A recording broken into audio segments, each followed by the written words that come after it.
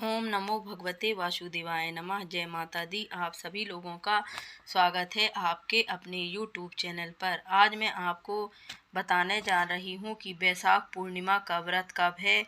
जानिए तिथि, मुहूर्त और महत्व और उसकी कथा। वैशाख पूर्णिमा का महत्व। वैशाख पूर्णिमा का शास्त्रों में बहुत ही खास महत्व बताया गया है।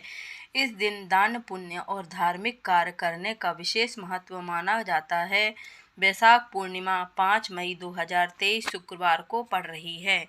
मान्यता है कि वैशाख पूर्णिमा पर ही भगवान विष्णु के 9वें अवतार जाने वाले महात्मा बुद्ध प्रकट हुए थे। इस दिन को बौद्ध धर्म के लोग उत्सव के रूप में मनाते हैं। वैशाख पूर्णिमा पर व्रत करने और पितरों के नाम से उनकी पसंद की वस्तुएं दान करना बेहद शुभ माना जाता है।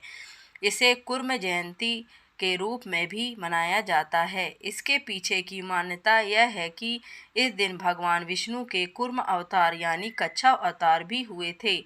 आइए जानते हैं इस दिन की विशेषता, महत्व और मान्यताएं।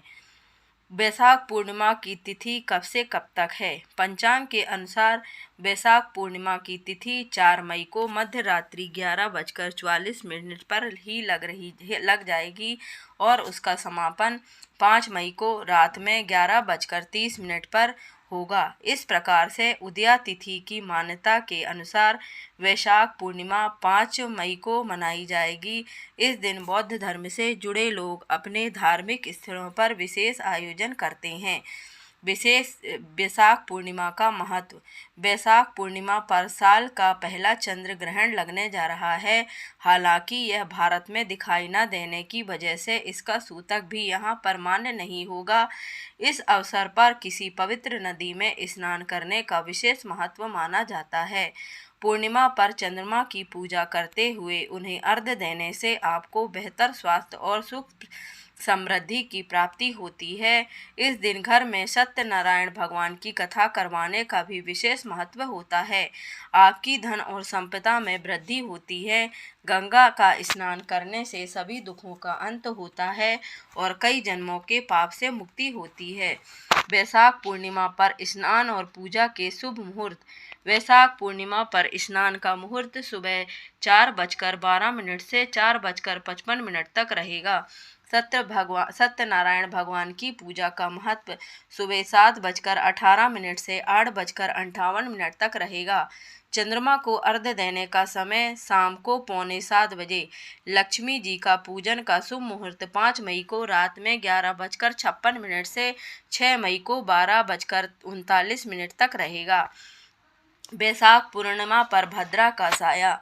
वैशाख पूर्णिमा के दिन इस बार भद्रा भी लग रही है, जो कि शाम को 5:01 से लगेगी और रात को 11:27 तक रहेगी। लेकिन विशेषज्ञों का मानना है कि कुछ ज्योतिष कारणों से इस बार भद्रा अप्रभावी होगी। पीपल के पेड़ का उपाय। बुद्ध पूर्णिमा पर पीपल के पेड़ कर पूजा करने का खास महत्व माना गया है। महात्मा बुद्ध को बोधि वृक्ष के नीचे हुई थी। बोधि वृक्ष पीपल का पेड़ है, इसलिए पीपल वृक्ष की पूजा करना शुभ फलदायी होता है। अब मैं आपको वैशाख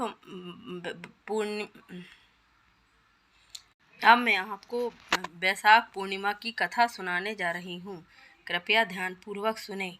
वैशाख पूर्णिमा की व्रत कथा। द्वापर युग में एक बार यशोदा माँ ने श्री कृष्ण से कहा कि वह सारे संसार के उत्पादन करता पालनहारी हैं। वह उन्हें ऐसा व्रत बताएं जिसको करने से मृत्यु लोक में भी स्त्रियों को विधवा होने का भय न रहे तथा वह व्रत सभी मनुष्यों की मनोकामनाएं पूरी करने वाला हो।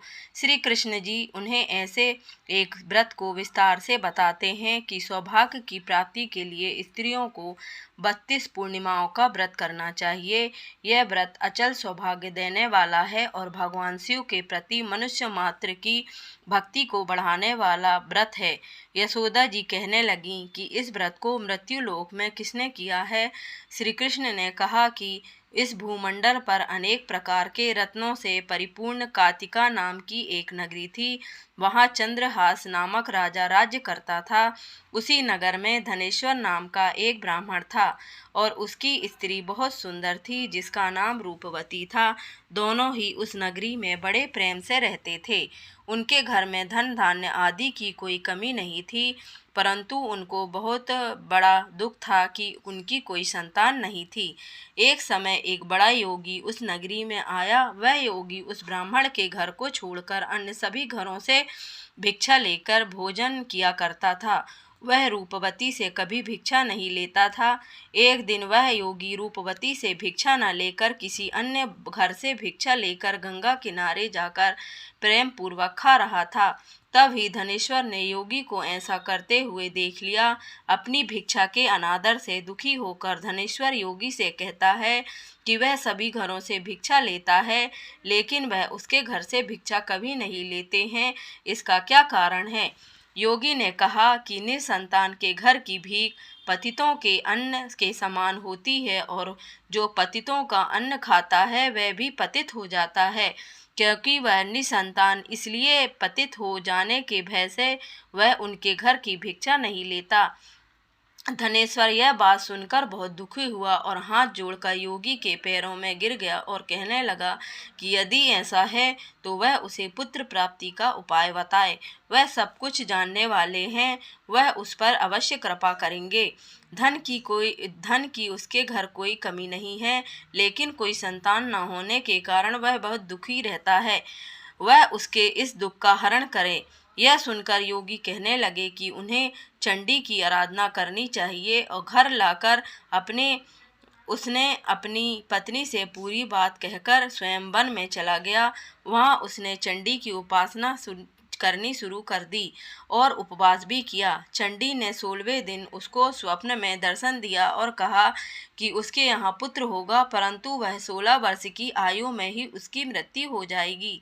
यदि वह दोनों स्त्री पुरुष 32 पूर्णिमाओं का व्रत विधि पूर्वक करेंगे तो वह दीर्घायु हो जाएगा। जितनी उनकी सामर्थ्य है आटे के दिए बनाकर शिव जी भगवान का पूजन करना, परंतु पूर्णिमा के व्रत 32 होने चाहिए। प्रातःकाल होने पर इस स्थान के समीप एक वृक्ष का दिखाई देगा। उस वृक्ष पर चढ़कर फल तोड़कर शीघ्र उसे अपने घर चले जाना और अपनी स्त्री को सारा वृत्तांत बताना। ऋतु स्नान करने के बाद वे स्वच्छ होकर श्री शंकर भगवान का ध्यान करके उस फल को खा लें। तब शंकर भगवान की कृपा से वह गर्भवती हो जाएगी। जब वह ब्राह्मण प्रातःकाल उठा तो उसने एक स्थान के पास ही आम का वृक्ष देखा जिस पर बहुत सुंदर आम का फल लगा हुआ था।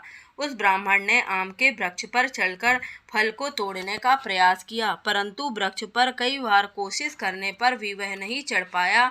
तब उस ब्राह्मण को बहुत चिंता हुई और वह विघ्न विनाशक श्री गणेश जी की वंदना करने लगा। वह उस पर कृपा करके इतनी शक्ति दे कि वह अपनी मनोरथ को पूरा कर सकें। इस प्रकार गणेश जी की प्रार्थना करने पर उनकी कृपा से धनेश्वर वृक्ष पर चढ़ गया और उसने सुंदर आम के फल को तोड़ दिया। उस धनेश्वर ब्राह्मण ने जल्दी से घर जाकर अपनी स्त्री को वह फल दे दिया और उसकी स्त्री ने अपने पति के कहे अनुसार उस फल को खा लिया और वह गर्भवती हो गई। देवी जी की असीम कृपा से एक अत्यंत सुंदर पुत्र उत्पन्न हुआ जिसका नाम देवीदास रखा गया। बालक शुक्ल पक्ष के चंद्रमा की भांति अपने पिता के घर में बड़ा होने लगा। भगवान की कृपा से वह बालक बहुत ही सुंदर, सुशील, विद्या पढ़ने में बहुत ही निपुण हो गया। दुर्गा जी की आज्ञा अनुसार उसकी माता ने 32 पूर्णमासी का व्रत रखना प्रारंभ कर दिया जिससे उसका पुत्र बड़ी आयु वाला हो जाए। 16वें वर्ष लगते ही देवीदास के माता पिता को बहुत चिंता हो गई कि कहीं उनके पुत्र की इस वर्ष मृत्यु न हो जाए। उन्होंने अपने मन में विचार किया कि यदि यह दुर्घटना उनके सामने हो गई तो वह कैसे सहन करेंगे। इसलिए उन्होंने देवीदास के मामा को बुलाया और कहा कि उनकी एक बहुत बड़ी इच्छा है। देवीदास 1 वर्ष तक काशी में जाकर विद्या का अध्ययन करे और उसको अकेला भी नहीं छोड़ना चाहिए, इसलिए वह साथ चले जाएं और 1 वर्ष के बाद इसे वापस ले आना। तब सारा प्रबंध करके उनके माता पिता ने देवीदास को एक घोड़े पर बैठाकर उसके मामा के साथ ही भेज दिया। परंतु यह बात उन्होंने मामा या किसी और को भी नहीं बताई। धनेश्वर ने अपनी पत्नी के साथ माता भगवती के सामने मंगल कामना तथा दीर्घायु के लिए भगवती की आराधना और पूर्णमासियों का व्रत करना आरंभ कर दिया। इस प्रकार बराबर 32 पूर्णमासी के व्रत को उन्होंने पूरा किया। कुछ समय के बाद एक दिन वह दोनों मामा और भांजा रात बिताने के लिए एक गांव में ठहरे थे। वहां पर एक ब्राह्मण के सुंदर लड़की का विवाह होने वाला था, जहां बारात रुकी हुई थी। इसके बाद लड़की देवीदास के विवाह करने के लिए कहती है, लेकिन देवीदास अपनी आयु के बारे में बताता है और कहता है कि उसकी आयु बहुत कम है। लड़की ने कहा कि जो गति उनकी होगी वही उसकी होगी। इसके बाद देवीदास और उसकी पत्नी दोनों ने भोजन किया। सुबह देवीदास ने अपनी पत्नी को 3 नगों से जड़ी हुई एक अंगूठी रुमाल दिया और बोला, उसका मरण और जीवन देखने के लिए एक पुष्प वाटिका बना ले, और यह भी कहा कि जिस समय और जिस दिन उसका प्राणों का अंत होगा वह फूल सूख जाएगा, और जब यह फिर से हरे हो जाएं तो जान लेना कि वह जीवित है। भगवान श्री कृष्ण कहते हैं कि इस प्रकार देवीदास काशी विद्या अध्ययन के लिए चला गया। जब कुछ समय बीत गया तो काल से प्रेरित होकर एक सर्प रात के समय उसको डसने के लिए वहां पर आया।